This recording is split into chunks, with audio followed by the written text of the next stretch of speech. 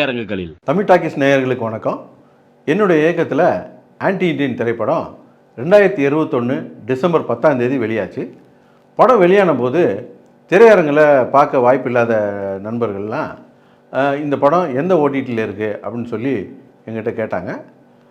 சில வியாபார பிரச்சனை காரணமாக படத்துடைய ஓடிடி பிஸ்னஸ்லாம் முடியாததுனால அது தள்ளி போய்கிட்டு இருந்துச்சு. இப்போது ஜியோ சினிமாவில் இந்த படம் அவைலபிளாக இருக்குது. படத்தை கண்டிப்பாக பாருங்கள்.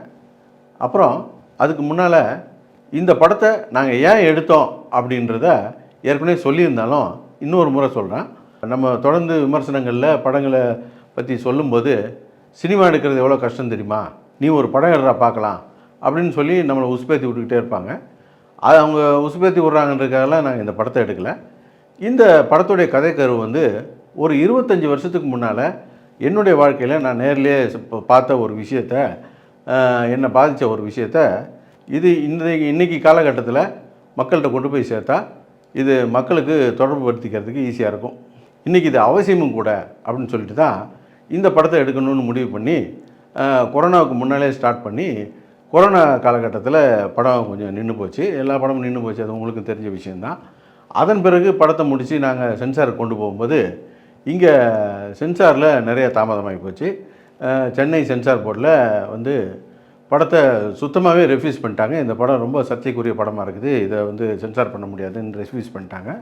அப்புறம் நாங்கள் ரிவைசிங் கமிட்டிக்கு போனோம். ரிவைசிங் கமிட்டியில் இந்த படத்துக்கு ஒரு 28 கட்டு கொடுத்துருந்தாங்க. முக்கியமான காட்சிகள்லாம் நீக்கிட்டு இந்த படத்தை வெளியிட சொன்னாங்க. அதுக்கு நாங்கள் ஒத்துக்கலை.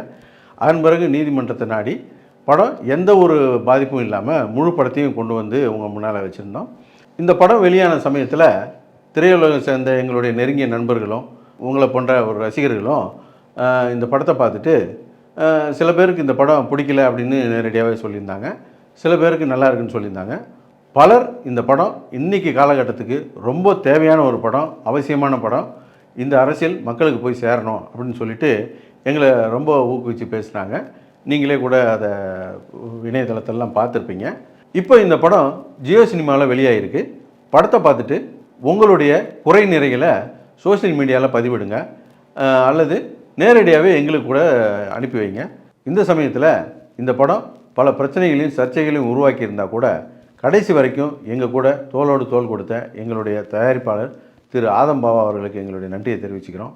அதே போல் என்னுடைய படக்குழுவினர் மற்றும் எங்களுடைய தமிழ் டாக்கிஸ் நேயர்களாகிய நீங்கள் உங்களுக்கும் எங்களுடைய நன்றிகளை இன்றைக்கி நம்ம திரைவிமர்சன நிகழ்ச்சியில் இயக்குனர் பிஜாய் நம்பியார் இயக்கத்தில் வெளியே வந்திருக்கிற போர் படத்தை பற்றி பார்க்க போகிறோம். இந்த படத்துடைய கதையை பற்றி பார்த்தோம்னா, இந்த படம் ஒரு காலேஜ் பின்னணியில் எடுக்கப்பட்ட படம். இந்த படத்தில் 2 ஹீரோவில் ஒரு ஹீரோ காலேஜ் பாஸ் அவுட் ஆனவர், அவர் அரியர் பேலன்ஸ் வச்சுருக்காரு.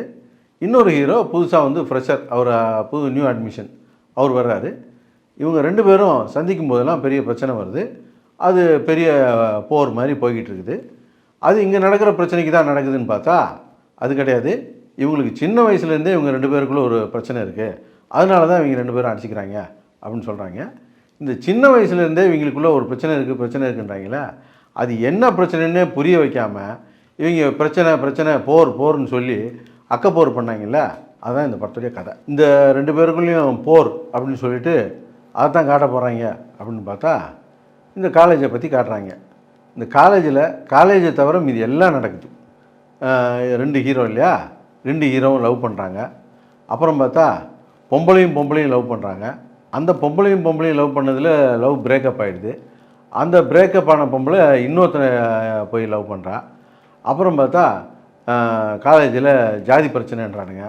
அப்புறம் காலேஜ் எலெக்ஷன்றானுங்க. அப்புறம் பார்த்தா ஒரு வில்லின்னு ஒரு வில்லியை காட்டுறாங்க.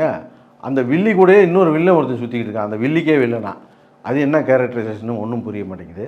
அப்புறம் பார்த்தா படத்தில் கஞ்சா அடிக்கிறான், தம் அடிக்கிறான், பிட்டு படம் மாதிரி ஒரு பக்கம் ஓடிக்கிட்டு இருக்குது. படம் எதை நோக்கி ஓடுதுன்னே தெரியல, ஒரே அக்கப்போரம் எடுத்து வச்சுருக்காங்க. படம் பூரா பாகவதர் படம் மாதிரி நடந்தா பாட்டு, உக்காந்தா பாட்டு, சண்டை போட்டா பாட்டு, எல்லாத்துக்கும் பாட்டு தான். பேக்ரவுண்ட் மியூசிக் போயில வெறும் பாட்டை போட்டு வச்சு உயிரை வாங்குறாங்க. அப்புறம் பார்த்தா பெரிய இந்த 1917 படம் எடுக்கிறவங்க மாதிரி அர்த்தம் பொருத்தம் இல்லாமல் சிங்கிள் ஷாட் எடுக்கிறேன்னு சொல்லி உயிரை வாங்கி வச்சுருக்கிறாங்க படம் முழுக்க. இந்த படம் பார்த்தா அத்தனை பேருக்கும் ஒரே கேள்வி தான், இந்த காலேஜ் எங்கே இருக்குது? பாடம் நடத்துகிறத தவிர மற்ற எல்லா வேலையும் பார்க்குறாங்களே. வயசானாலும் சரி, எருமாடு மாதிரி இருந்தாலும் சரி, பூரா பையனும் காலேஜில் சேர்த்துக்கிறேன், நம்ம கூட போய் சேர்ந்துக்கலாமா அப்படிங்கிற ஒரே டிஸ்கஷன் தான் போயிட்டு இருந்துச்சு. அதுவும் அந்த அர்ஜுன் தாஸ் எல்லாம் ஒரு படம் 2 படத்தில் அவருடைய குரலை ரசிக்கும்படியாக இருந்தது. எல்லா படத்துலையும் எல்லா சீன்லேயுமே அந்த ஒரு கட்ட குரலில் பேசிகிட்டு இருக்காரு. ஹீரோயினை லவ் ப்ரப்போஸ் பண்ணும்போது கூட அவர் அந்த கட்ட குரலில் பேசுகிறாரு.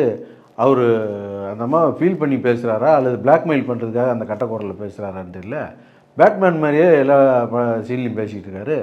ஒரு படி இவரெல்லாம் மேலே போய் டைனோசருக்கே டப்பிங் வாய்ஸ் கொடுக்கலாம், அந்த மாதிரி இருக்குது. இந்த படத்தில் பெரிய எரிச்சலை, படத்தில் வர்ற ஒவ்வொரு கேரக்டரும் பெரிய மண்டவிங்க மாதிரியே வருவாங்க.